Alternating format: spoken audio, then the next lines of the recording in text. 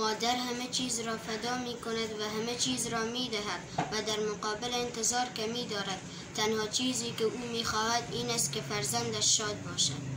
برای پرواز کردن بال نمی خواد. وقتی پدر و مادرت هستند 2 بال برای پرواز کردن داری. هر چا درته وویلي چې زما کور قبرستان دی نو پوه شه چې مور یې په کور کې نشته. د چا چې کور کې مور نه وي هغه کور قبرستان دی. You are the strongest woman. I love you, it for. You are my precious gift from heaven.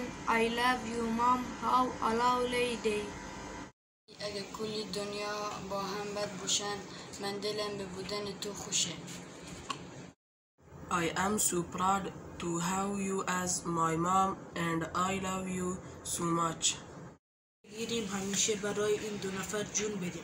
اولی پدر ما که برای بردنمون زندگیشو باخت. دومی مادر ما که با دعاش زندگیمو ساخت.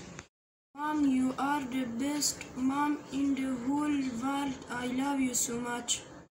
اگر مادر در خانه نباشه خانه قبرستان است. Can never repay you for what you have done for me. Your love is priceless. I love you, Mom. آنکه می نازد همه دنیا به نامش مادر است.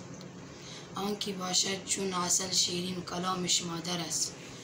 گرچه درس همت و غیرت به من یاد داده پدر، گل اگر زیباست اما گلستانش مادر است. بهترین و با ارزشترین سرمایه دنیا مادر است. Whatever happens, whoever comes first and last, refuge you as your father.